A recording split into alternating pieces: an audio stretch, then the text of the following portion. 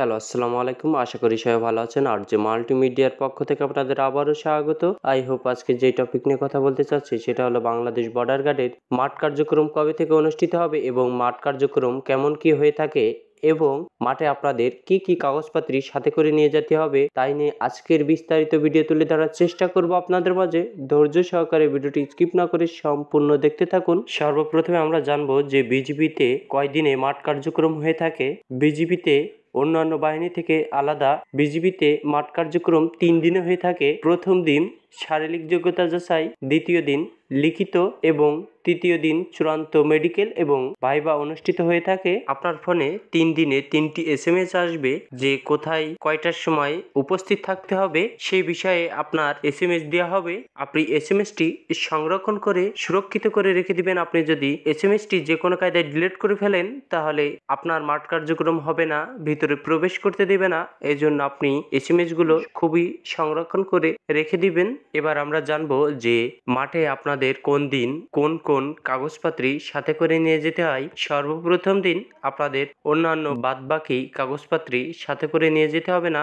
SMSটি আর আপনার যেই অ্যাডমিট কার্ডটি দেবে ওয়েবসাইটের মাধ্যমে, এই দুইটা জিনিস নিয়ে গেলেই আপনার ভিতরে প্রবেশ করতে দেবে এবং দ্বিতীয় দিনও সেই একই প্রসেসিং এবং তৃতীয় দিন আপনাদের যেই কাগজপত্র নিয়োগ বিজ্ঞপ্তিতে বলে দিয়েছে আপনাদের সেই কাগজপত্রগুলো সাথে করে নিয়ে যেতে হবে। সেই কাগজপত্র আমি আমার স্ক্রিনে দেখিয়ে দিচ্ছি, আপনারা দেখে নিন। তারা বলেছে যে SSC এবং HSC সমমান পরীক্ষার মূল মার্কশিট লাগবে।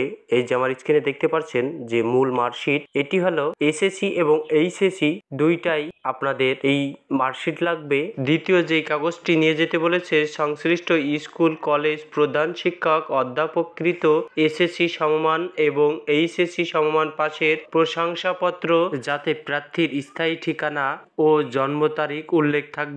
এই যে আমার স্ক্রিনে দেখতে পাচ্ছেন যে প্রশংসাপত্র, এটি হলো প্রশংসাপত্র, এটি হলো SSC এবং HSC দুইটাই লাগবে। এবার আমরা দেখব যে তৃতীয় নম্বর কাগজটি অভিভাবকের অনুমতিপত্র, যা সংশ্লিষ্ট চেয়ারম্যান ওয়ার্ড কাউন্সিলর যা প্রযোজ্যকৃত সত্যায়িত। এই যে আমার স্ক্রিনে দেখতে পাচ্ছেন এটি হলো অভিভাবকের অনুমতিপত্র। এই পত্রটিতে আপনার মা কিংবা বাপের যে কোনো একটি ব্যক্তির সই নিয়ে চেয়ারম্যানের মাধ্যমে সত্যায়িত করে নেবেন। চতুর্থ যে কাগজটির কথা বলেছে সেটি হলো ইউনিয়ন পরিষদ, পৌরসভা চেয়ারম্যান, ওয়ার্ড কমিশনার যা প্রযোজ্য এর নিকট হতে বাংলাদেশি স্থায়ী নাগরিকত্বের চারিত্রিক সনদপত্র। এই যে আমার স্ক্রিনে দেখতে পাচ্ছেন এটি আপনি চেয়ারম্যানের কাছ থেকে নিবেন ইউনিয়ন পরিষদ থেকে। পঞ্চম যেই কাগজটি আপনার নিতে বলেছে সেটি হলো প্রথম শ্রেণী গেজেট অফিসারকৃত প্রদত্ত চারিত্রিক সনদপত্রের মূল কপি সহ সত্যায়িত 6 কপি। এই যে আমার স্ক্রিনে দেখতে পাচ্ছেন এটি হলো চারিত্রিক সনদপত্র। এই চারিত্রিক সনদপত্রেই সবাই ভুল করে থাকে। এটি ইউনিয়ন পরিষদ থেকে বেশিরভাগই ছেলেপিলে নিয়ে যায়, এজন্য অনেকেই বাদ পড়ে যায়।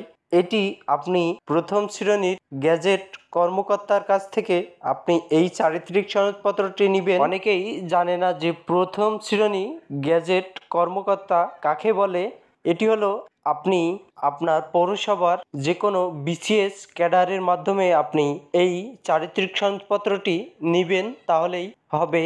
আশা করি বুঝতে পারছেন। ষষ্ঠম যে কাগজটির কথা বলেছে সেটি হলো সদ্য তোলা নীল ব্যাকগ্রাউন্ড 11 কপি, পাসপোর্ট সাইজের ছবি 1 কপি চেয়ারম্যানের দ্বারা আপনারা সত্যায়িত করে নেবেন, আর 10 কপি সত্যায়িত বাদে আপনার নিয়ে যেতে হবে। আশা করি বুঝতে পারছেন।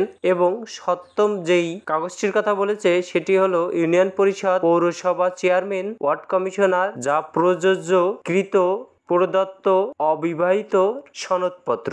সেটি এই যে আমার স্ক্রিনে দেখতে পাচ্ছেন এটি হলো অবিবাহিতর সনদপত্র। এবং লাস্ট যে কাগজটির কথা বলেছে জাতীয় পরিচয়পত্রের মূল কপি এবং সত্যায়িত 6 কপি। আশা করি বুঝতে পারছেন যে আপনাদের সাথে করে কি কি কাগজপত্র নিয়ে যেতে হবে। এবার আসা যাক মূল টপিকে, যে এই বাংলাদেশ বর্ডার গার্ডের 103তম ব্যাচের মাঠ কার্যক্রম কবে থেকে অনুষ্ঠিত হতে পারে। বাংলাদেশ বর্ডার গার্ডের 103তম ব্যাচের মাঠ কার্যক্রমটি ডিসেম্বরের প্রথম সপ্তাহের দিকে কিংবা লাস্ট সপ্তাহের দিকে আপনাদের এই মাঠ কার্যক্রম চালু হবে। আশা করি বুঝতে পারছেন। আমার ভিডিওটি দেখে যদি আপনি একটু উপকার হয়ে থাকেন তাহলে আমার চ্যানেলটি সাবস্ক্রাইব করবেন। আজকের মতন এ পর্যন্তই সামর্থ্য। ভালো থাকবেন, সুস্থ থাকবেন। আল্লাহ হাফেজ। পরবর্তী ভিডিওতে আপনাদের সাথে আবারও দেখা হবে নতুন কিছু আপডেট নিয়ে।